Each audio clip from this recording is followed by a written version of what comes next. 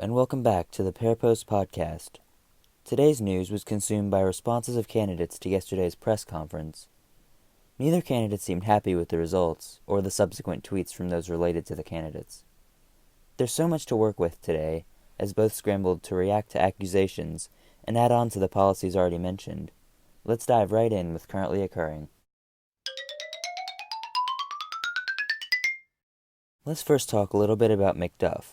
Sophia Abel from the Pear tabloids gives us an inside glimpse into the McDuff campaign today, following the accusations against his wife and her subsequent tweet declaring that he had invaded her privacy by discussing her disorder in front of the media.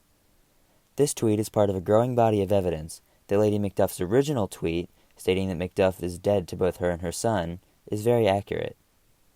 McDuff was outraged at this tweet, sending an email to the Pear from a personal account accusing journalists of not doing their job because the tweet was, quote, obviously staged, unquote.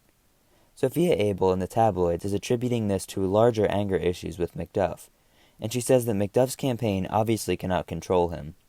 How will these issues filter into the election or into the presidency if McDuff wins? It's truly hard to say. There's no other evidence of major anger issues with McDuff. So are these outbursts just a result of arguments with Lady McDuff? Will they end or continue throughout his presidency if he wins?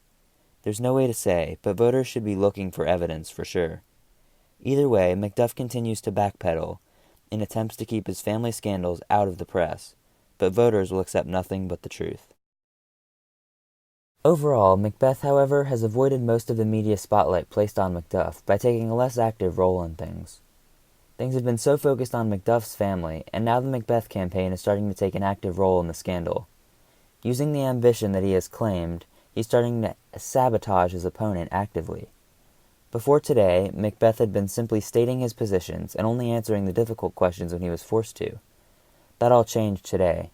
In the aftermath of the release of Lady McDuff's tweet yesterday, the Pear inbox is flooded with new tweets, many real and many fake, from people connected to candidates. While the Pear is still going through them to see which are real and worth publishing, we discovered that one particular tweet was sent by someone with close ties to the Macbeth campaign.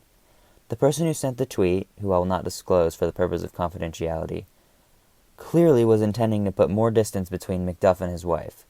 This is very unfair to Macduff from a personal and political sense. People are beginning to see a new corrupt side of Macbeth, willing to slam his opponent's lives in order to get what he wants. Or maybe what his wife wants. Voters are still unsure about who is in control with that relationship. Political cartoonist Kate Eden points out the relationships between the two candidates and their wives in a sketch portraying Lady Macbeth bossing Macbeth around, while Lady Macduff is standing completely in a daze. Finally, Macbeth made a press release today in response to yesterday's press conference, which is now seeming like a disaster for both candidates. He says that he and his wife only disagree about little, unimportant things, and that his wife only wants power because she was oppressed by the men in her family. So now she wants power to take a stand for women.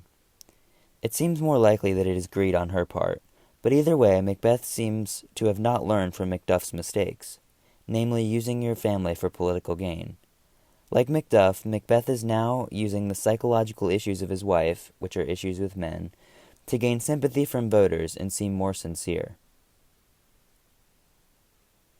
Macbeth also reaffirmed the goal of helping the environment. Just one more little note before I go.